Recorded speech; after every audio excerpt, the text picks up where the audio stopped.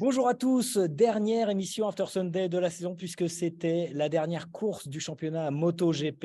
Il y a eu du suspense jusqu'au bout. Fabio Quartararo a entretenu le suspense, Michel, mais c'était trop tard. Salut à tous. Salut David. Salut. Beau tir groupé pour la dernière de la saison. Donc, vous êtes à Valence, Thomas et Michel, vous êtes toujours à Valence parce qu'il y a des essais sur les nouveautés, les nouvelles motos, les nouveaux moteurs surtout. Et on attend beaucoup de la Yamaha, Michel. Oui, David, bah oui, il y a une journée d'essai, donc une seule journée. Alors effectivement, on attend, enfin surtout Fabio qui attend beaucoup de la Yamaha. Voilà, on sait que c'est un nouveau moteur qui a déjà été essayé à 2 reprises, que Cal Crutchlow a réessayé récemment à Jerez. Donc voilà, là c'est une troisième version a priori que Quartararo aura testé également au Morbidelli. Et oui, il attend beaucoup de cette nouvelle version et surtout de quoi lui donner un peu des espoirs pour l'année prochaine et digérer l'échec, enfin le semi-échec, hein, parce qu'il termine quand même vice-champion du monde, donc champion l'année dernière, numéro 2 cette année. C'est quand même, ça fait quand même 2 belles lignes, un palmarès de pilote MotoGP. Mais évidemment, il attendait davantage cette saison.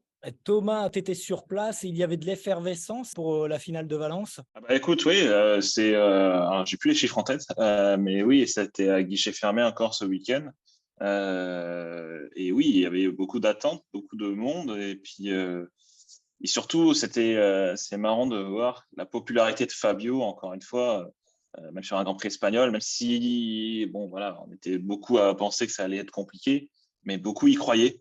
Et ça, c'était marrant à voir en fait. C'était beau à voir. Beaucoup de Français à Valence ce week-end et aussi, comme disait Thomas, c'est vrai que Fabio est extrêmement populaire en Espagne, mais aussi parce qu'il a sa carrière s'est construite ici. Fabio parle espagnol couramment. Il y vit en Andorre, qui est quand même un territoire espagnol. Donc c'est vrai qu'il est, je vais dire, il est presque autant espagnol que français. Donc il est aussi populaire, je pense, en Espagne enfin quasiment aussi populaire en Espagne qu'il est chez nous. Toi, Margot, tu l'as vécu à distance, mais il y avait un titre aussi attribué dans l'une des catégories que tu suis, le Moto2. Oui, et c'est donc c'est Augusto Fernandez qui l'a remporté. Là aussi, et quoi de mieux, je pense, surtout de le remporter à domicile et de pouvoir le fêter là-bas avec plein d'Espagnols. Alors que moi, j'y étais pas, donc j'ai pas pu vivre la chose comme Michel et Thomas ont pu le voir aussi là-bas, mais ça avait l'air d'être une grande fête aussi pour lui. Eric, il y a le championnat MotoGP qui s'est achevé et il y en a d'autres encore qui continuent. Il y a des championnats derrière. Oui, puis on l'a bien vu dans le stand Ducati tout au long du week-end, parce qu'il y avait des personnalités qui se sont succédées. Et on a vu Alvaro Bautista et il part aujourd'hui, je pense, pour l'Indonésie, puisqu'il y a l'Indonésie le week-end prochain. Et ce qui pourrait être une année 2022 très, très riche pour Ducati, puisque Bautista, on va dire, a déjà au moins un pied sur la plus haute marche du podium de la saison pour le titre de champion du monde Superbike. Donc, ça pourrait faire une très, très, très belle année sportive pour Ducati en 2022, tout simplement. Merci. On passe tout de suite au débrief de Michel Turcot.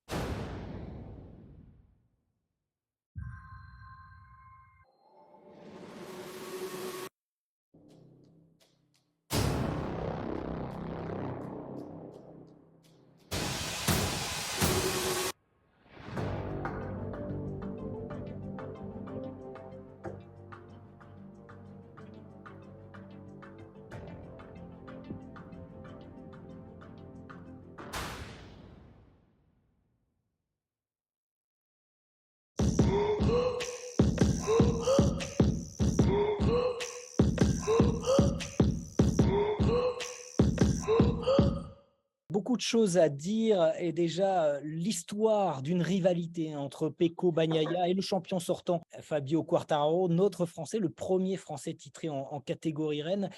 C'était tendu malgré les 2 petits points qui suffisaient au bonheur de Bagnaia. Alors écoute David, c'était très tendu chez Ducati, mais ça l'était plus vraiment chez Yamaha et du côté de Fabio.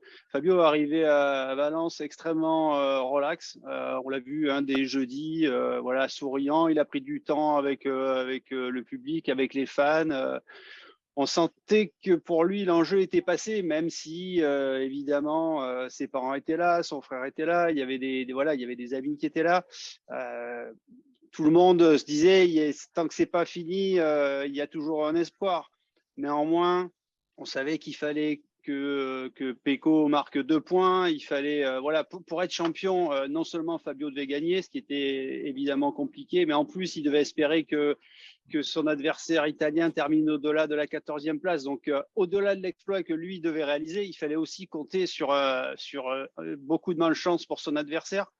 Donc il est arrivé relax. En revanche, chez Ducati, ça fait 15 ans qu'on attendait ce titre.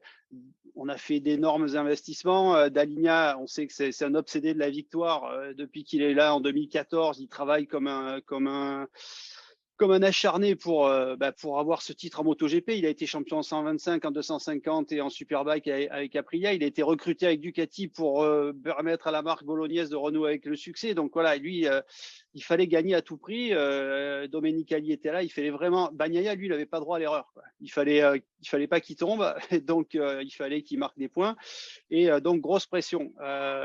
Cette pression, il a assumé. Il a assumé en essayant de finir dans le top 5, c'était son ambition, malgré des essais un petit peu difficiles. Et là, au deuxième tour, il s'accroche, il y a un contact avec Fabio, il perd, tout le monde l'a vu, un des ailerons de son carénage.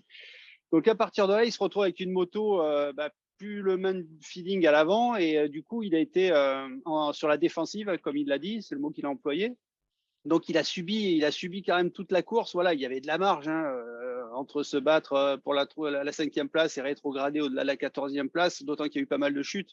Voilà, il fallait qu'il reste sur ses roues, mais bon, on sait qu'avec l'enjeu, la pression, quand on est sur une moto, la chute, elle peut arriver à n'importe qui, à n'importe quel moment, n'importe quelle allure. Donc voilà, il a fini le job, et pour lui, franchir la ligne d'arrivée, c'était vraiment une délivrance. On l'a tous vu. L'émotion était énorme. Beaucoup de larmes chez Ducati, beaucoup de joie, c'était voilà. Puis bon, il est mérité ce titre, hein, même si en étant français, on aurait souhaité que Fabio le conserve. Honnêtement, vu les podiums, les victoires, les tours en tête, la remontée qu'il a effectuée, et puis la moto. La montée, voilà, cette remontée. Et puis, voilà, cette moto, c'est la meilleure du plateau. Pas facile non plus, quand on est un pilote, d'assumer ça. Hein, quand tous les jours, on vous dit, mais de toute façon, tu vas gagner, tu as la meilleure moto du plateau. Voilà. Et à ce niveau-là, moi, j'ai trouvé Pecco vraiment super dans la conférence de presse qu'il a donnée par la suite, parce que voilà, il le dit, j'ai la meilleure moto du plateau. Je me suis battu avec Fabio, qui est pour moi le pilote le plus complet, qui a jamais rien lâché, qui a une moto moins performante que la mienne. Donc voilà, c'est un beau champion, et voilà, bravo à eux. Et je pense qu'on peut être content pour Ducati et Bagnaia et Daligna aujourd'hui. Toi, Thomas, tu fournis les chiffres à Dorna. Lequel, sans dévoiler, sans spoiler tes stats, quel chiffre est selon toi le plus révélateur de la domination du Ducati cette année? Il y en a tellement, en fait. Et donc, oui, écoute, ils en sont à 32 podiums cette saison. Le dernier constructeur à avoir fait ça, c'est Honda en 2011 avec 34. Donc déjà, ça montre que cette domination est du niveau de la même trempe qu'une marque qui aujourd'hui est dernière au classement du championnat du monde des constructeurs. Donc ça montre cette domination incroyable. Et puis surtout, ils ont ravi le titre, sauf erreur de ma part. Alors je sais plus si c'est en Aragon. Donc ça montre aussi que cette saison, ils ont clairement dominé les hostilités, quoi. Margot, selon toi, tu as vu la course. Selon toi, lequel de Fabio Quartararo ou de Pecco Bagnaia a le plus montré qu'il était l'homme fort de la catégorie en faisant fi des machines, et juste sur cette course? Sur cette course, juste à Valence, sur cette course, pour moi, c'est Fabio, parce que il a quand même réussi à signer une 4e place, toujours avec une moto qui est pas bonne comparée à la Ducati. Et au final, après, Francesco Bagnaia, il a expliqué en conférence, c'est qu'il y avait aussi une certaine pression, et qu'en plus, déjà, comme Michel l'a dit, compliqué de faire avec une moto quand tu n'as plus le même feeling, et d'autant plus quand elle est un peu cassée. Mais là, pour moi, c'est Fabio, avec les performances qu'il a eues tout au long de l'année avec cette moto, d'autant plus que là, les 2 dernières courses, pardon, il était beaucoup plus présent, et il arrivait beaucoup plus à être aux avant-postes. Et encore une fois de plus, il l'a montré, il a tout essayé pour essayer de se battre pour la victoire. Maintenant, il n'avait pas les armes pour, mais il a tout donné et ça, on pourra pas lui enlever. Et c'est ce qui fait aussi le champion qu'il était l'année dernière et le champion qui sera sûrement dans les années à venir. Merci. Eric, de ton côté, toi, tu connais bien la marque Ducati. Tu parles de Superbike, tu as suivi l'endurance. Alors, Ducati est en endurance aujourd'hui, mais ça a été compliqué toutes ces dernières années. Comment t'expliques la montée en puissance de la marque italienne? On posera la même question à Michel après. Je crois que Michel, il a répondu à la question en disant que Ducati s'était donné les moyens de faire son équipe autour du projet et l'arrivée d'Alagna a clairement marqué un step. Il y avait eu des progrès. Moi, je pense qu'il y a eu un problème au moment où on a fait venir Rossi et il y a eu beaucoup de soucis avec 2011. l'équipe qui était déjà en place. 2011. Oui, 2012. Et du coup, après, il a fallu reconstruire quelque chose et l'arrivée d'Alagna a remis du cadre un petit peu dans tout ça et a donné un cap et une direction de travail. Et aujourd'hui, voilà, ils en récoltent les fruits. Et puis, il n'y a pas 36 solutions. Après, on entend dire, oui, il y a 8 motos, c'est normal, ceci, cela. Mais comme on l'a souvent dit, rien n'empêche les autres d'en faire autant. Maintenant, ils ont travaillé pour ça, ils récoltent les fruits de ce travail. Comme l'a dit Michel, Bagnaia a fait une super saison parce que c'est vrai que au soir de l'Allemagne, 91 points de retard, tu te dis, bon, ça y est, c'est plié, etc. Et finalement, il arrive, il y croit, il inverse la tendance. Et puis voilà. Après, moi, je voudrais revenir sur l'histoire de Fabio. Il ne faut quand même pas oublier pour entre guillemets, les mauvais coucheurs, c'est quand même le deuxième meilleur résultat absolu d'un Français en MotoGP. Il est champion l'an dernier, il est deuxième cette année. Et je pense que Michel pourra peut-être le confirmer ou apporter d'autres informations. Mais au terme de la première course cette année, si on avait dit à Fabio qu'il serait toujours en course pour le titre sur le dernier Grand Prix, je pense que ça l'aurait surpris. Tu vois ce que je veux dire? Et clairement, même Lynn Jarvis, alors je ne sais pas d'où sort cette interview, mais j'ai vu une interview comme quoi Lynn Jarvis disait que même lui et même le staff Yamaha avait été surpris par les performances de Fabio avec cette machine. Donc, quand tu entends ça de la part de Lynn Jarvis, qui est quand même le racing directeur de Yamaha, ça fait un peu mal quand même. Michel, évidemment, pour ce qui est d'Yamaha, tu peux répondre, tu as des éléments, mais je voudrais revenir sur Ducati. Est-ce que ce n'est qu'une question de moyens et de budget, cette domination de Ducati, ou est-ce que ça a à voir aussi avec la passion? C'est un tout. Après, c'est aussi l'intelligence, je veux dire, de Dalinia. Quand Dalinia arrive fin 2013 chez Ducati, c'est quand même un peu le chaos là-bas. Alors, on a parlé de l'échec de Rossi. Pardon? Ouais, lui, à ce moment-là, il était chez Aprilia, ouais, donc il était à la tête du programme Superbike. Quand il arrive chez Ducati, c'est le chaos. Donc, effectivement, il y a eu les 2 années Rossi où il n'y a pas eu de résultat, où ça a mis la panique. On a évincé Preziosi. Il y a aussi à ce moment-là le rachat de la marque par Audi. Il y a Bernard Gobmayer qui prend un temps la tête du Racing Department, mais qui a pas les compétences ni les épaules pour s'imposer. En plus, dans un environnement italien, donc il y avait des problèmes aussi politiques à ce moment-là. C'était compliqué. Donc, on va chercher Dalinia en sauveur et Dalinia, voilà, encore une fois, c'est un monstre d'orgueil et d'ambition. C'est un ingénieur brillant. Qu'est-ce qu'il a fait? Il a étudié ce dont il disposait là-bas. Donc, il a essayé d'utiliser au mieux les forces vives. Beaucoup de jeunes ingénieurs qui sortent. Il y a beaucoup d'écoles d'ingénieurs en Italie, notamment celle de Padoue, qui sort aujourd'hui les meilleurs électroniciens du paddock MotoGP. D'ailleurs, aujourd'hui, qu'est-ce que fait KTM? Ils sont en train de ponctionner un paquet de gars là, qui sortent de chez. Ils sont en train de se faire piquer tous leurs ingénieurs chez Ducati. Donc voilà, il y a en Italie aussi de l'intelligence, de la matière grise qui a été utilisée à bon escient. Et puis voilà, Dalinia, il a profité aussi du règlement CRT pour passer en classe open. Il avait une vision à long terme pour faire évoluer sa moto. Donc, il a pu essayer des choses. Il a pu faire évoluer ses moteurs à un moment donné où les autres le développement était gelé. Voilà, il a donné des motos à plusieurs pilotes. Il a essayé de faire une moto qui convienne à plusieurs pilotes. Et aujourd'hui, comme l'a dit, un des chiffres pour moi qui est parlant aujourd'hui pour Ducati, ce que disait Thomas, c'est que il y a quand même 8 motos, et sur ces 8 motos, il y a 6 pilotes qui sont montés sur le podium. C'est quand même juste incroyable. Alors c'est vrai que voilà, c'est une moto qui va vite avec des Marini, avec des Bezzecchi, qui va vite avec tous ces pilotes. Donc une moto qui est performante, et on a un Bagnaia qui est aussi un pilote hyper talentueux. C'est un pilote qui se battait avec Fabio, enfin qui a un peu le même parcours que Fabio, le championnat d'Espagne, la mini-moto, puis le CEV, qui a mangé aussi des vaches maigres en Moto 3 avec une Mahindra chez Aspar, qui en a bavé, qui s'est construit, qui est intelligent, qui réunit aussi beaucoup de choses. Et voilà, aujourd'hui, tout ça fonctionne, quoi. Tout ça fonctionne et la réussite, elle est là, quoi. C'est un beau champion du monde, Pecco Bagnaia. Clairement, ouais. Enfin, moi, je pense que c'est un beau champion du monde. C'est vrai qu'on lui reproche un petit peu, enfin, notamment en Italie, peut-être un côté un peu lisse. Mais voilà, après, ce côté lisse, c'est aussi de l'humilité. C'est aussi, voilà, c'est un pilote qui est bien élevé, qui parle, qui s'exprime bien, qui est capable d'analyser, de se remettre en question, d'écouter les autres, d'accepter les critiques, d'y répondre. Enfin, c'est un personnage intéressant. Et puis voilà, même s'il n'a pas le profil d'un pilote de moto, quand on voit ce qu'il fait, voilà, il est super régulier. Et puis comme l'a dit Eric, quoi, il avait 91 points de retard mi-saison. Et il y a plein de pilotes auraient pu lâcher l'affaire. Non, il s'est dit, je vais y croire, et il est remonté. Et c'est vrai que Fabio, quelque part, moralement, il a été atteint par les performances de sa moto. Il a expliqué plusieurs fois en début d'année, quand il s'est retrouvé en début d'année avec la moto de l'an dernier, il s'est dit, bon voilà, on m'avait promis des trucs, je ne les ai pas eu. Donc ça lui a coupé les pattes sur les 3-4 premiers Grands Prix. À partir du Portugal, il s'est ressaisi. Et là, il a profité il a fait une partie milieu de saison excellent, avec des victoires, avec des podiums. Bagnaia, lui, avait des problèmes de mise au point avec la GP22.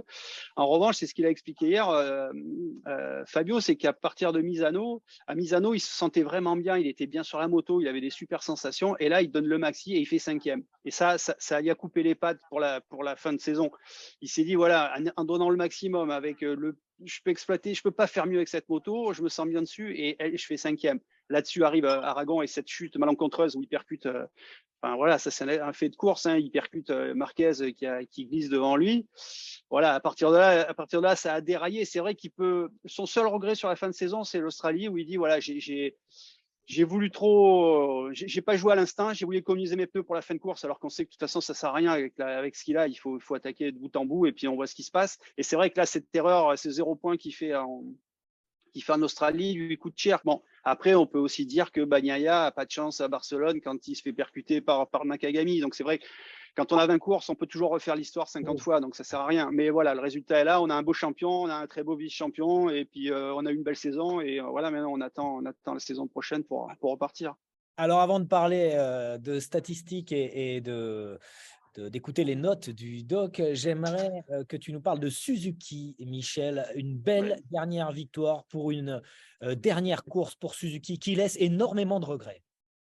Évidemment, c'est vrai que le scénario est un peu incroyable. On a quand même Rins qui gagne 2 des 3 dernières courses, puisqu'il gagne en Australie. Aussi, il gagne Valence. C'est vrai que voilà, ça ne peut que nourrir des regrets. On se dit qu'une super équipe que tout le monde apprécie. D'ailleurs, il y a eu une fête le samedi soir dans le paddock à Valence, assez émouvante. C'est vrai que ça fait mal au cœur. C'est un gâchis terrible. C'est un gâchis terrible, et surtout, voilà, on va appauvrir le championnat. On avait des motos qui étaient performantes, et l'année prochaine, c'est 2 motos de moins. Donc voilà, Rins, ça fait. Bon, il avait l'écro, il avait envie de gagner, il avait envie d'offrir ce succès à Suzuki, à ses employeurs, à son équipe, à ses mécanos. Et voilà, il est parti, il a fait un super départ, et puis il a jamais lâché le morceau. Et voilà, chapeau. Ce que peut faire Rins, quoi, un pilote qui a des jours, il est intouchable, et puis après, il va faire un peu n'importe quoi. Et donc, voilà, il en a bien profité de cette Suzuki. Je pense qu'il a bien fait, parce que demain, quand il va monter sur la Honda, je pense que ça va y faire drôle, quoi. Ça va être curieux de voir ce que fait Rins et ce que fait Mir également sur la Honda. Et merci Michel, reste avec nous, on va parler des notes de Thomas. Le carnet de notes du doc, c'est maintenant.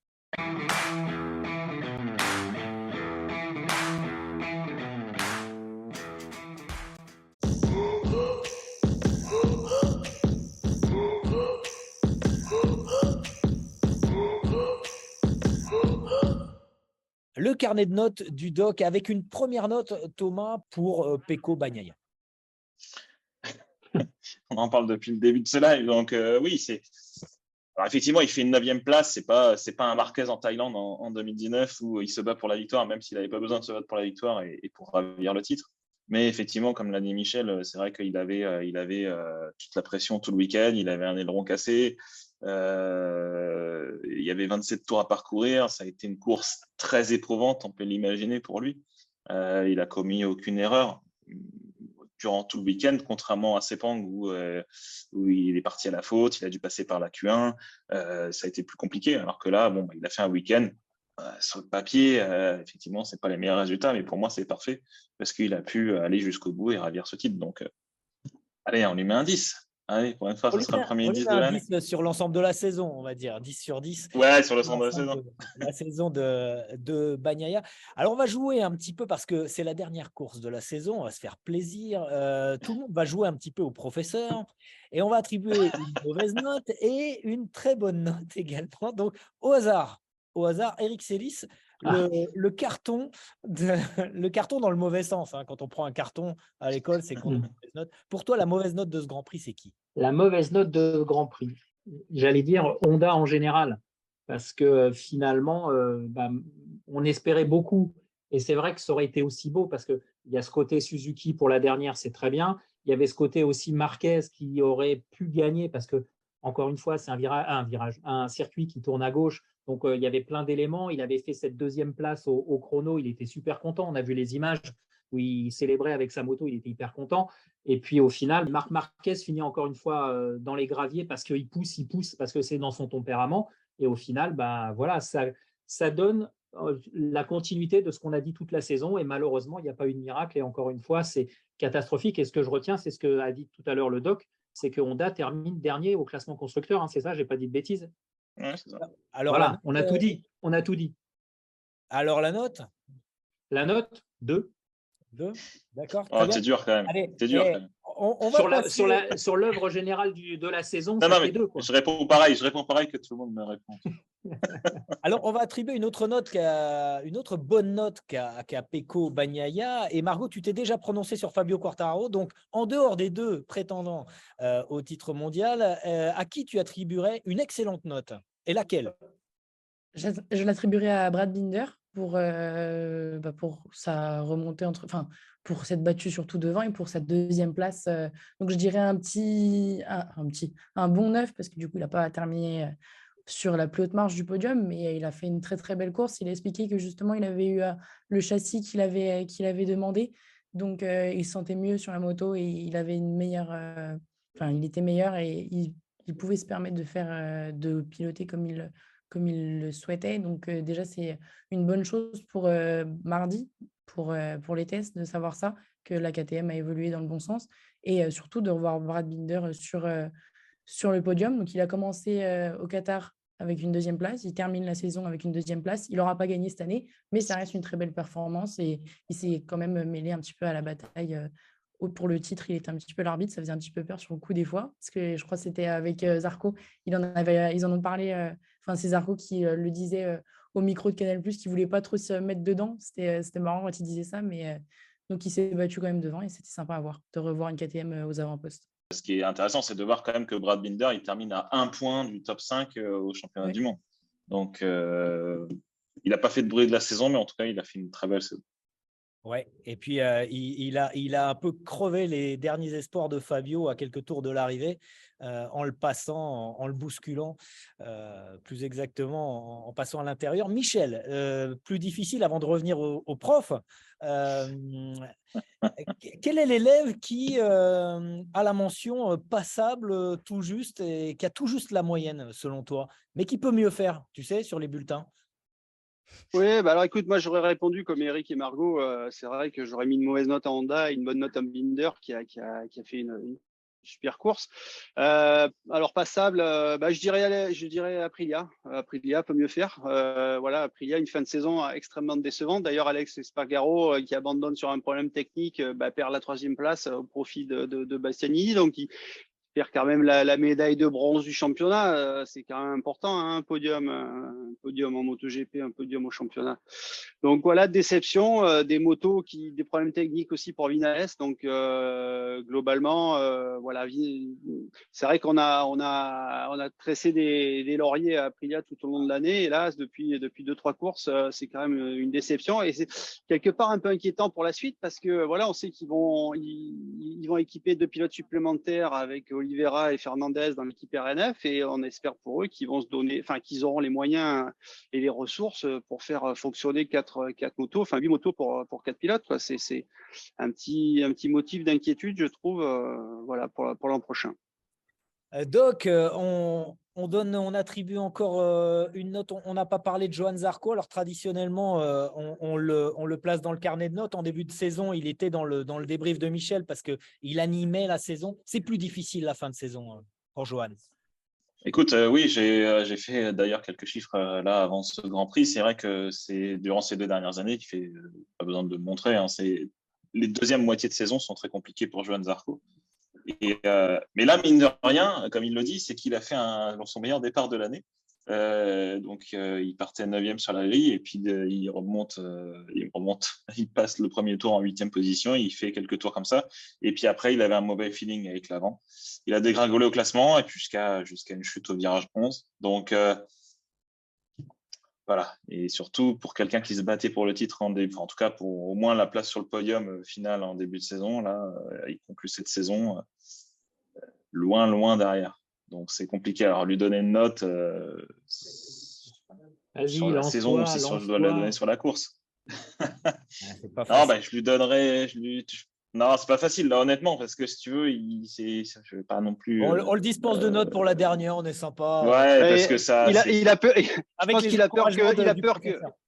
Il a peur que Zarco aille crever les pneus de sa voiture à la sortie du collège. Il nous a fait plaisir, Johann, tout au long de cette saison. Il nous a fait vibrer et c'était une fameuse saison. Une dernière note, Doc, et puis on se quitte quelques instants. On peut mettre, juste pour le fun, la dernière course de Tech 3 sur KTM, on va dire, avant de passer chez GazGaz, avec ces deux anciens pilotes maintenant qui quittent l'écurie en fin de cette saison, qui sont tous les deux dans les points. Ils finissent 12e et 13e, donc Raoul Fernandez et Rémi Garner. Rémi Garner qui, je pense que je peux te laisser la main, Michel, mais qui apparemment a montré un peu son agacement. Ouais, à la fin de en faisant un petit burn un peu sympa. Vas-y, je te laisse la main, vas-y, dis-le. Vas-y, non, il a carrément ruiné non seulement le pneu, mais la jante devant le garage. Non, c'était l'euphorie, c'est la jeunesse. Ouais, je pense que on en a parlé un petit peu en début de saison, ou je sais plus quand, à un moment de l'année. Effectivement, Rémi Garner, même si c'est un bon pilote, je pense que c'est vrai qu'il rentrait probablement pas dans le moule MotoGP. Et son avenir en Superbike, je pense que ça annonce beaucoup plus prometteur qu'en MotoGP. Et puis Raoul Fernandez, écoute, on verra dès demain sur l'Aprilia. Merci, messieurs, dames. On se retrouve dans quelques instants pour la suite de After Sunday, dernière édition de la saison 2022.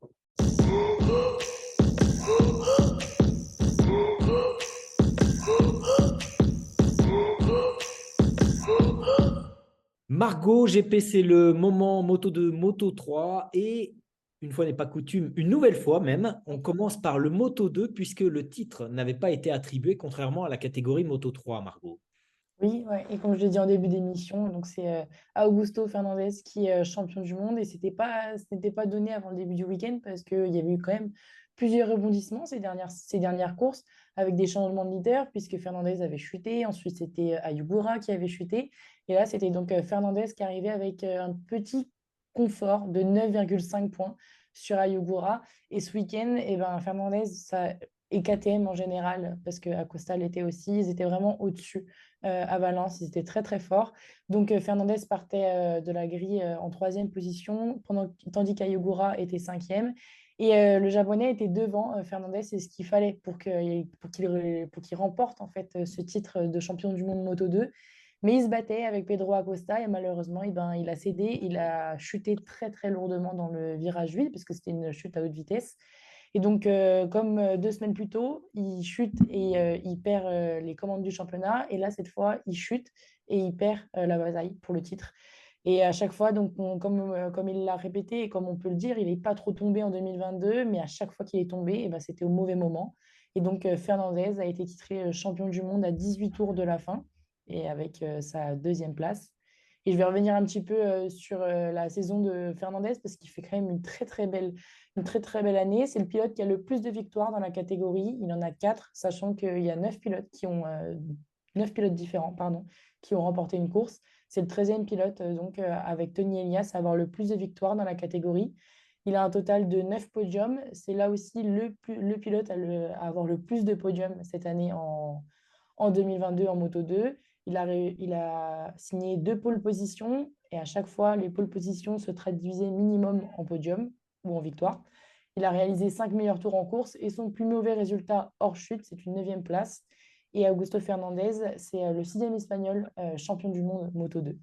Et pour revenir un tout petit peu sur son parcours, je suis un peu longue sur Augusto Fernandez, mais forcément, c'est le champion C'est du le monde. champion. Il n'y a pas le chemin, forcément, il n'a pas le chemin le plus classique et c'est ça qu'il faut relever parce qu'il n'est pas passé par le Moto 3 comme la plupart des pilotes Moto 2 passent. Donc, il était champion Europe junior en 2014. Il est passé par le Super Sport 600. Donc, il a terminé 4e cette saison-là et il avait été le rookie de l'année. Ensuite, il a été aussi champion d'Espagne en 600 en stock. Il est aussi passé par le Moto 2 CEV et ses belles performances dans cette catégorie lui ont permis d'avoir des wildcards donc avec Speed Up en 2017 au Mugello. C'était son premier Grand Prix en mondial en Moto 2. Il a pas pu terminer il a terminé la saison, mais il n'avait rien derrière. Rebelote après avec le team de Cito Pons en 2018, où il a pu terminer la saison après une wildcard. Et après, en 2019, il a enfin eu un guidon officiel avec le team de Cito Pons. Et cette saison, eh bien, il est titré champion du monde Moto 2. Et dès demain, dès mardi, il va pouvoir monter sur une MotoGP, puisqu'il sera avec le team de Tech 3 avec une gaz-gaz.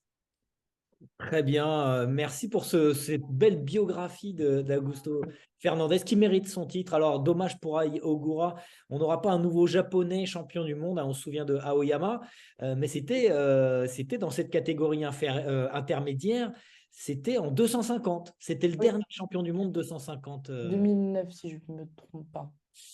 2009, exactement, puisque le Moto 2 est arrivé en 2010 avec Jules Cluzel qui arrête sa saison, Eric, cette année. Sa carrière même. Sa carrière, ouais, qui arrête sa carrière cette année. Ouais. Ouais, ce qui est un peu dommage, c'est que les 2 courses sont overseas, comme on dit, hein, puisqu'il y aura la Thaïlande et l'Australie. Et c'est vrai qu'il y avait pas mal de monde à Manicourt, hein, on s'en souvient. En plus, il avait fait une superbe course à Manicourt, Jules, en terminant deuxième de la deuxième manche. Donc voilà, il a décidé, c'était le bon moment pour lui, j'imagine, pour se recentrer sur sa famille et puis sur d'autres challenges, on va dire. Mais ouais, c'est un peu dommage que, comme la saison se termine très très loin, qu'on soit un peu coupé de ça. Mais bon, voilà, on aura certainement l'occasion de le retrouver sur un circuit. Ouais, on va le revoir, il n'est pas loin. L'avenir de Augusto Fernandez en MotoGP, est-ce que tu penses que ça va se passer mieux que son homonyme Raúl Fernandez et Rémi Gardner, Eric? A priori, tous les observateurs, après Michel sera mieux placé que moi, ou même Margot, hein, qui l'a suivi toute la saison. On sait que l'an dernier, il y a eu beaucoup d'appels d'air, tu sais, entre le Moto 2 et le MotoGP. Est-ce que c'était à bon escient? Là, cette année, il n'y a que lui, hein, qui monte en catégorie reine. Et tous les observateurs s'accordent à dire que c'est quand même, sans manquer de respect aux autres, que c'est une taille au-dessus. Donc, on va bien voir. Maintenant, on sait très bien que ça peut très très bien se passer. Comme on sait très bien, par exemple, et le meilleur exemple, justement, c'est Fabio. Les gens disaient, ah, mais pourquoi il monte en MotoGP? Il n'a rien fait en Moto 2, il n'a qu'une victoire, c'est vraiment n'importe quoi. Et puis au final, on voit ce que ça a donné. On parlait de rookies. Il y a eu justement une bataille de rookies en Moto 2. On continue dans la discipline avec Lopez et Acosta. Oui, puisque c'était Lopez qui avait 3,5 points d'avance au classement. Et c'était quelque chose que les deux pilotes, ça tenait à cœur aux deux pilotes de vraiment se battre énormément pour cette place de meilleur rookie de l'année. Et c'était tellement serré entre eux à tel point qu'en qualif, il y avait seulement un millième qui séparait les deux pilotes, puisque c'est Alonso Lopez qui a signé la pole position et qui a fait le record du tour d'ailleurs en 1 minute 34 et 314 millièmes. Donc vraiment un millième qui les séparait. Et Alonso Lopez était quand même très, très agressif en début de course. Il a fait un départ qui était limite. Ensuite, avec Acosta, il y a eu un contact où c'est plus Alonso Lopez, on va dire, qui l'a poussé vers l'extérieur. Et il en faisait trop, mais il était là, quoi. Il se À la montrait, il limite. était très, très agressif, à la limite. Et à un moment donné, bah, ça lui a coûté cher il a chuté au 4e tour. Et donc, ce qui a permis à Pedro Acosta de s'imposer, puisque pour sa 3e victoire de la saison, et de s'imposer. Et comme j'ai dit, il était vraiment très, très rapide. Il avait le meilleur rythme. Et c'est ça, il est donc rookie de l'année et 5e au championnat. Donc ça n'étonne pas forcément de le voir rookie de l'année parce que beaucoup l'annonçaient comme l'un des meilleurs pilotes de la catégorie déjà à son entrée. Donc c'est pas surprenant, mais c'est de bon augure pour la suite. Alors, cap sur 2023 maintenant, on s'attend à une belle bataille. Oui, qui va être très disputée cette prochaine saison. Il n'y a pas trop de doutes là-dessus parce qu'on a pu voir vraiment de grosses batailles et de belles remontées en fin de saison. Donc forcément, Ayugura voudra ce titre en 2023. Pedro Acosta et Alonso Lopez, comme ils ont pu s'illustrer en fin de saison, vont être là aussi. Je pense aussi à Aaron Canet, à Tony Arbolino qui était encore sur le podium ce week-end. Bien sûr, Izan Guevara qui fait qui fait beaucoup parler de lui en cette fin de saison en Moto 3 et qu'on attend l'année prochaine en Moto 2. Il y a aussi bien sûr Jack Dixon qu'on ne peut pas oublier. Et je tiens aussi à relever la montée en puissance en fin de saison de Manuel Gonzalez et Philippe Salach. Donc on pourra aussi, je pense, compter sur eux en tant qu'outsider ou peut-être prétendant au titre l'année prochaine. Merci. Alors, à Valence, Izan Guevara était encore en Moto 3 pour sa dernière course, le nouveau champion du monde de la catégorie, et s'est battu face à Denis Onchou. Oui, une très grosse bataille entre les deux, enfin du moins. Denis Onjou a passé la totalité du temps de la course derrière et dans la roue d'Izan Guevara et il a réussi à le dépasser dans l'ultime tour, mais malheureusement, il s'est loupé dans le dernier virage et a terminé deuxième. Et c'était compliqué à encaisser pour le jeune Turc parce qu'il court toujours après sa première victoire dans la catégorie. Et en plus de ça, il y a un certain contexte parce que c'était sa dernière course avec le Team Tech 3. Ça fait 3 ans qu'il est dans la catégorie et il est avec eux depuis ses débuts en Moto 3. Il voulait leur offrir cette victoire-là. C'est vraiment un team avec lequel il a beaucoup grandi, il a beaucoup appris, il les considère un peu comme sa famille. Il a fait un bel hommage avec son casque, avec plusieurs membres de l'équipe derrière. Donc c'était compliqué. En plus de ça, il y avait beaucoup de monde, il y avait beaucoup de ses proches, puisqu'il y avait son manager, Kenan Sofoglou, il y avait Toprak Razzaglioglu et aussi son frère Kanonju. Donc c'est compliqué pour lui, mais ça reste une deuxième place. Enfin, il était dans les roues d'Izan Guevara, qui est quand même le champion du monde en titre. Et c'est quand même compliqué cette année de déloger Izan Guevara en Espagne, parce que la statistique, elle est très simple. 4 courses en Espagne, 4 victoires. Il n'y a pas plus simple. Il a été imbattable cette année chez lui. Et il repart donc l'Espagnol de la catégorie avec un titre en moto 3. Donc il part avec un titre direction Moto 2 une victoire de plus, donc ce qui fait un total de 8 dans la catégorie, dont 7 cette saison. Le triomphe pour le team Aspar. Oui, puisque donc le team Aspar obtient un titre pilote, un titre constructeur et un titre d'équipe, mais puisque ça ne suffisait pas, eh bien Sergio Garcia est également vice-champion du monde, donc quoi de mieux pour le team Aspar. Sergio Garcia qui a terminé sur la 3e marche du podium à Valence, il a fait sa course globalement tout seul, il n'était pas forcément en mesure de se battre avec Denis Onjou et son coéquipier Izan Guevara, mais il était quand même plus vite que le groupe derrière lui. Donc Sergio Garcia, cette saison, c'est 3 victoires, dont 10 podiums, enfin 10 podiums, dont 3 victoires, c'est mieux dans ce sens-là. Et sur les 3 dernières courses, il faut quand même noter que Sergio Garcia se sentait mieux, puisqu'il a terminé 3 fois sur la 2e marche du podium. Mais malheureusement, eh bien, Izan Guevara était plus fort, donc malheureusement pour Sergio Garcia. Donc c'était une très belle saison pour le team Aspar avec 22 podiums au total grâce à leurs 2 pilotes et 10 victoires. Très bien. Le meilleur rookie, Diogo Moreira, et le cap sur 2023 aussi pour la catégorie Moto 3 qui devrait être très disputée. Oui, je voulais terminer aussi là-dessus, faire une ouverture sur 2023 pour les deux catégories, puisque l'année prochaine, eh bien, il y aura Ayumu Sasaki qui a été aux avant-postes beaucoup et qui était vraiment présent à partir de la mi-saison. Donc, on peut s'attendre à le voir vraiment comme un sérieux prétendant au titre l'année prochaine, tout comme Denis Onjou. Et les rookies, donc Diogo Moreira, David Munoz, pardon, Daniel Olgado aussi, qui était très, très, très imposant aussi cette saison. Mais il ne faut pas oublier Tatsuki Suzuki ou encore Romé Mazia s'il ne se bat pas à chaque week-end de course. C'était un peu le carton rouge de cette catégorie ce week-end. Et je tiens quand même aussi à parler un peu de Lorenzo Felon, puisqu'il a terminé 20e à Valence et donc il termine 25e au général cette saison. Mais pour rappel, l'année prochaine, il change de team. Il sera avec le team d'Alain Brenec, donc le CIP, sur une KTM. Donc peut-être que ça peut un peu plus convenir aux Français et on l'espère pour lui qu'il va pouvoir faire de meilleurs résultats. Merci, on l'espère, on espère le meilleur pour Lorenzo Felon. Eric, on se retrouve dans quelques instants pour le Sunday Race Recap.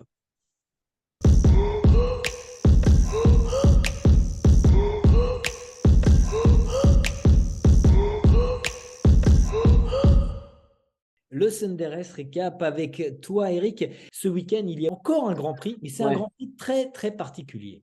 Ouais, plus que particulier et difficile, on va dire, puisque c'est le Grand Prix de Macao. Alors, il y a quelques années en arrière, c'était un petit peu la fête au village. On avait des pilotes de 500 qui venaient, des pilotes un petit peu de tout horizon et qui venaient un petit peu faire la fête parce que l'histoire, c'est que le Grand Prix de Macao, donc les pilotes sont invités et ils ne sont pas payés. Mais par contre, ils restent une semaine en vacances après la course. Donc voilà, on s'arrange entre amis, on va dire. Donc voilà. Après, malheureusement, Macao, toi comme moi, on est bien placé pour le savoir, c'est pas forcément les meilleurs souvenirs qu'on ait, puisqu'on rappelle que Bruno Bonville nous a quittés lors du Grand Prix de Macao, justement, avec cet accident il y a 2005. Quelques années. Et 2005. c'est pas. Pardon? 2005, Ouais, l'accident. 2005. Ouais. Je n'étais pas sûr de la date, donc je ne voulais pas le dire. Mais 2005, ouais. Donc voilà. Donc Bruno, lui aussi, il faisait ça pour le plaisir. On connaît comment dire, la passion qu'avait Bruno pour la moto. Et voilà, moi, comme je le dis souvent, entre Macao et le Tourist Trophy, j'ai un petit peu de mal. Voilà. Mais bon, ça fait aussi partie des courses. Mais même si ça a perdu un petit peu en intérêt, ça reste toujours mythique. On va suivre un Français en particulier, Timothée Monod, qui participe au Grand Prix de Macao. On est à fond derrière lui. Et effectivement, c'est des courses dangereuses parce qu'à Macao, ça se déroule en ville avec des rails tout proches. Y a pas, en fait, tu vois le circuit de Monaco pour la Formule 1, bah, tu mets des motos dessus et tu es à Macao. Voilà. Donc, si tu veux, la moindre erreur est tout de suite sanctionnée. Alors, des fois, ça passe bien et puis bah, des fois, ça passe pas et c'est ça qui est un petit peu dommage. Voilà. Alors justement, le lien est tout trouvé. La dangerosité du circuit de Macao nous ramène, Eric, à la dangerosité de quelques illuminés écologistes qui ont mis en péril des pilotes moto. C'était un enduro dans la Creuse et ça a fait polémique. Ouais, c'était l'enduo du Limousin dans la Creuse, donc comme tu viens de le dire. Et il y a un collectif. Alors apparemment, l'épreuve avait été un petit peu malmenée par des élus locaux, etc. Et en fait, il y a une bande d'abrutis, on ne va pas dire ça autrement, qui a complètement faussé le fléchage de l'épreuve, ce qui fait que très rapidement, il y avait quand même 400 pilotes au départ de l'épreuve. Donc, si tu veux, économiquement parlant, pour le secteur, pour la région, c'était quand même pas négligeable. Et il y a une bande d'abrutis qui a défléché, si l'on peut s'exprimer ainsi, le parcours. Et du coup, les pilotes sont partis sur des pistes totalement différentes que le parcours qui avait été mis en place par l'organisateur, ce qui fait que tout le monde enfin, une grosse partie des concurrents s'est perdue. De fait, l'organisateur a été obligé d'arrêter l'épreuve, d'envoyer des secours, des recherches pour retrouver les pilotes qui étaient égarés. Et les derniers ont été retrouvés à plus de minuit, la nuit, en hypothermie. Donc, on a eu de la chance qu'il n'y ait pas de plus grosses et plus graves conséquences que ça, parce que ça aurait été dramatique. Mais en plus, si tu veux, c'est contre-productif par rapport à ce que ces chères personnes et ces bien-pensants veulent faire mettre en lumière. C'est qu'on abîme l'environnement, sauf que quand tu fais perdre le fil de la course à des concurrents, bah, ça veut dire qu'il y a des secours qui sont envoyés, donc il y a encore plus de véhicules qui circulent sur les chemins, il y a encore plus de véhicules qui, entre guillemets, pour aller dans leur sens, rejettent du CO2. Donc, si tu veux, c'est complètement contre-productif par rapport à ce qui était prévu. Et en plus, tu fais passer des gens dans des chemins qui n'étaient pas initialement prévus à ça. Donc, si tu veux, tu ramènes de la dégradation sur des lieux supplémentaires. Donc, quand je dis dégradation, c'était des passages, tu vois, les passages de moto. Mais si tu veux, ces gens-là, ils n'y réfléchissent pas. Et alors, c'est peut-être un peu dur ce que je vais dire, mais s'il y avait eu un accident plus malheureux, je pense que ça aurait été aussi l'occasion de leur mettre un petit peu le nez dans le caca, parce que là, franchement, ça commence à devenir n'importe quoi. On parle même plus des dégradations d'objets d'art, tu sais, dans les musées. On a vu, l'autre jour au Mondial de l'automobile, il y avait une exposition pour l'association Personnage. Tu vois, l'association qui avait été créée par Lino Ventura pour les jeunes, les enfants handicapés. Et ben, ils sont collés sur les voitures, ils ont dégradé une collection de Ferrari qui était sublime. Tout ça pour dire stop à l'automobile. Mais au bout d'un moment, il faut arrêter. Merci Eric pour ce débrief complet. Merci Eric pour cette très belle saison de sport. Je ne suis pas pour grand-chose, moi. Hein. Toute discipline. Comment? Non, mais tous les résumés qu'on a fait. Merci Margot pour cette très belle saison de Moto 2, de Moto 3 qu'on a suivi. Nous, on se retrouve dès l'année prochaine pour une 3e saison d'After Sunday. On vous en dira plus très bientôt. En tout cas, merci à vous, merci à tous. Et puis on va suivre les ultimes courses de cette saison que tu nous as annoncées, Eric. Salut.